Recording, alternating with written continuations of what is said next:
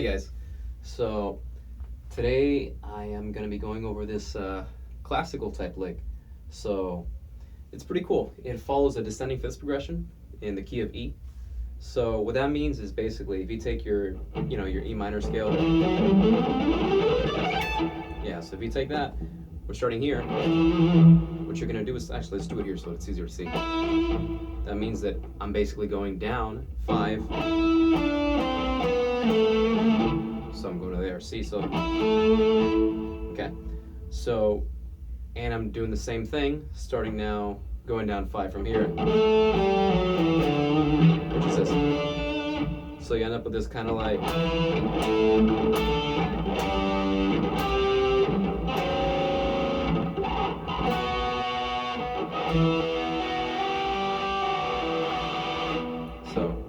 yeah, enough about the theory behind it. So it's just a really cool sounding progression to be able to do stuff like that. So this is a nice lick for sequences, which is what's going on here. Sequences are when you take the same melody and you just repeat it over different harmonies and stuff. So that's pretty cool. So what I'm doing here today is we're starting off in the key of, we're starting off with the E minor here. Okay. So what I'm doing here is I'm going 15th fret G, then 12th fret, 15th again, 14th, and 15th. So right there, that's basically for, that's what's going on there. Then here, I'm doing A on the 14th fret, B on the 12th fret, then A again, and then now this time C, which is 13th fret, and that's supposed to be on the change. So far we've got, and it's worth noting I'm starting this in an upstroke, okay? So it works out because when you do it in an upstroke, it just kind of, it agrees, it lines up. You wind up with this outside picking, which it's not like one is better than the other, but outside picking is less movement than inside picking, so it works out because when I finish off the stroke here, I'm already heading toward the next note, which is A. So it lets me prepare. See? So here we are. That's what's going on there. I'll play it again slowly.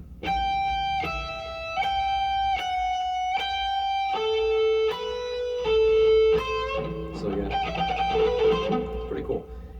And then here I go. And that's mostly economy there. I'm going, so you can think of that as an A sharp 6, A minor sharp 6. So here we are, we're going, okay. So it's kind of like your diminished, but I'm doing it minor. So we've got here 14th fret, the 3rd string, 13th fret of the 2nd string, 12th fret of the 1st string, and then here we're going, which would be the 14th fret of the 1st string. And here when I go, that's legato. I do a pull off here. When I get to the 14th fret, I pull off to the 12th. Then I do an upstroke. And then I do, on the 15th fret of the 2nd string, then do a downstroke, 13th fret. So again, the full thing is, it's pretty cool. So the picking agrees really, really well. It's nice, it's comfy. That right hand is going to stay the same for all of it, and I'm basically going to just repeat that down the scale. So again,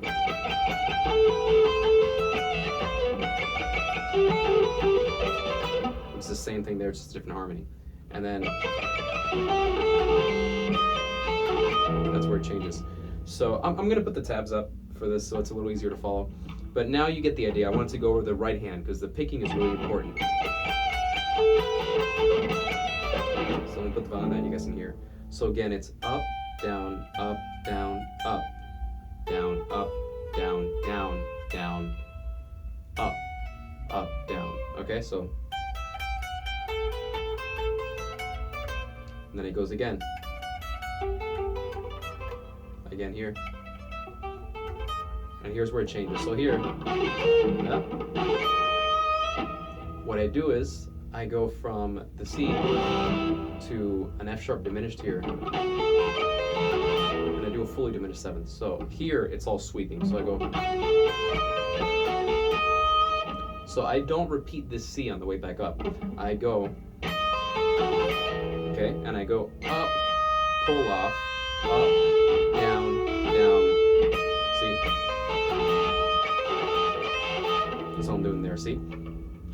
So this shape is going to be the same. It's basically, you know, pinky, I'm going 11th fret, pull off to 8th fret, then again upstroke to 10th fret of the next string, then downstroke to 11th fret of the third string, and then I go up again. So this is actually another downstroke, so I have 2 in a row. I skip this note and I go straight to the 11th fret, so like that. It's kind of like the D7 shape, but up here. Okay, so I slide up 3 frets, and I do the same thing again, so. Okay, so that's all just, you know, repeated there. So the last time though, I don't do the same pattern. I go, it's almost the same until the very last note. I don't do this. I go to the 14th fret as the last note. So that is just like, you know, that is a typical. Okay, so there, and that's so that I can land on this A with an upstroke. And when I get there with that upstroke, what I'm going to do is I'm just going to descend down the E minor. And I'm doing economy picking for this. I'm going up, down, up, up, down, up, up, down, up, down, up, down. Okay, so this is just your basic E minor scale. And I just do a little 5 note. What I'm doing there is I'm just playing B here on the 14th fret. And then I'm playing an E power chord. It would be this. I'm playing it up here. So I'm playing the 14th fret of the 4th string, 16th fret of the 3rd string, and 17th fret of the 2nd string. In there, all I'm doing is I'm playing the open E, and I'm not playing G, I'm playing these two to keep it ambiguous. The reason for that is because if I played with the G, it would have a strictly minor sound. If I played with the G sharp, it would have a major sound. And while it's obvious mostly that this is an E minor, I kind of like keeping it so. Keeps you guessing. That could be a G sharp. Could be a G natural. So it's a cool, nice little way to end it up there. So yeah, guys, you got a little bit of theory, a little bit of chops, a little bit of licks, and hopefully you enjoyed this lesson, and I will see you guys soon.